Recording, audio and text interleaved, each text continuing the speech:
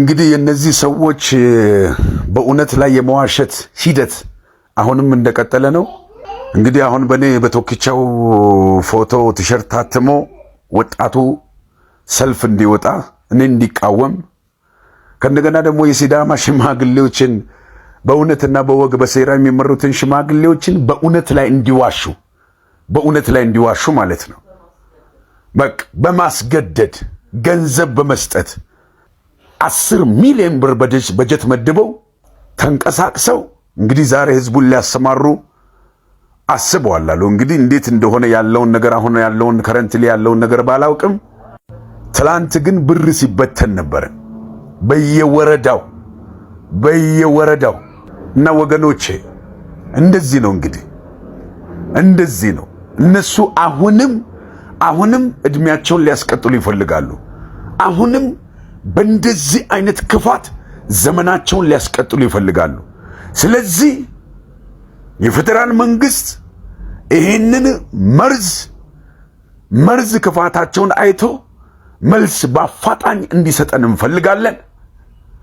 ነገር ግን እነዚህ ሰዎች ይቀጥላሉ ከተባለ ደግሞ አይቀጥሉም ነው የኔ መልስ። አይቀጥሉም።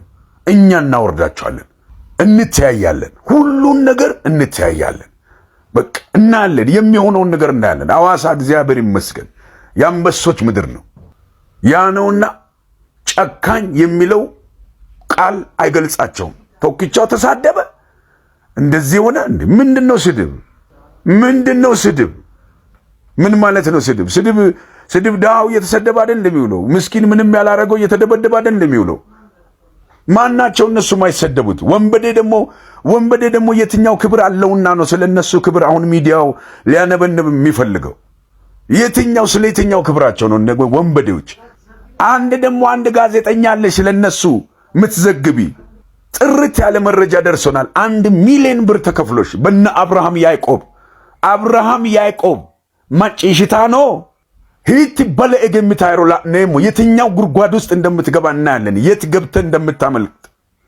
ገብተ ቀንደኛ የሲዳማ ህዝብ ጠላት ደምጠጫን ክፉ ትታገላለ። በቃ ትታገላለ።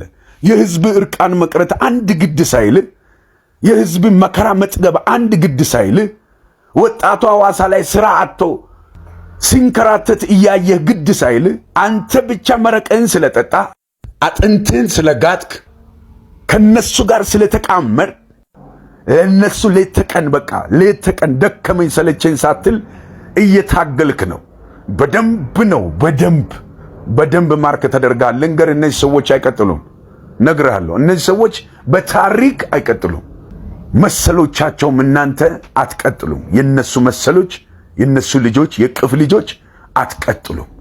ደግሞ በጣም የሚገርመው እንደዚህ አሰቃይታችሁ ህዝቡን የተገለጠ ስቃይ አሰቃይታችሁ የተገለጠ ወንጀል ሰርታችሁ አሁንም እድሜያችሁን ማስረዘም ትፈልጋላችሁ። ይሄ ደግሞ በዚህ ዘመን አይሆንም፣ በታሪክ አይሆንም። እንደዚህ ሲሆን የሚመለከት የሲዳማ ህዝብ፣ እንደዚህ ሲሆን የሚመለከት የሐዋሳ ልጅ ማንም የለም። ሁሉም ቆርጦ ተነስቷል። ሴት ደፋሪዎች ከ16 እስከ 18 ዓመት ያሉ ትናንሽ ልጆች የሚቀርቡላችሁ በቃ ምትይዙ ምትጨብጡትና ያጣችሁ በቃ ምትገቡበት የጠፋችሁ በቃ ተንደላቃችሁ በአመጽ በትዕቢት የፈረጠማችሁ በሴሰኝነት በቃ የናጠጣችሁ የመጨረሻ ሐዋርያ በለው ፓስተር በለው የራሳችሁን ነቢያቶች መድባችሁ ህዝቡን መከራ እያጠገባችሁ ያላችሁ ቁጣ ከሰማይ ዘንድ መጥቶባችኋል። አታመልጡም። የ3 ወር ሕፃን ልጅ ላይ በር ዘግታችሁ ቤቱን አሽጋችሁ እናትየውን ደግሞ ቤቱን ለመንጠቅ በግፍ ያስፈርማችሁ፣ በግፍ የምታስፈርሙ ወንድሟን ደግሞ በፓትሮል ከሌሊቱ 6 ሰዓት መታችሁ በፓትሮል በሽጉጥ አሳዳችሁ ቤቱን ለፓስተር የሰጣችሁ እጂ ምን አይነት ግፍ ነው? እንደዚህ አይነት ግፍ ምን ማለት ነው? እናንተ ናችሁ እንግዲህ አሁን እድሜ እንቀጥል እያላችሁ ያላችሁት እናንተ ናችሁ። በቃ በእኛ በጽድቅን የገዛ ነው፣ እኛ ምንም አናቅም፣ ስማችንን እያጠፋ ነው፣ የሲዳማ ጠላት ነው ልትሉ የተነሳችሁ በስመ አብ ምን ማለት ነው? አሳዳቸው። ይኸው ልጆቹ እየተንከራተቱ ነው።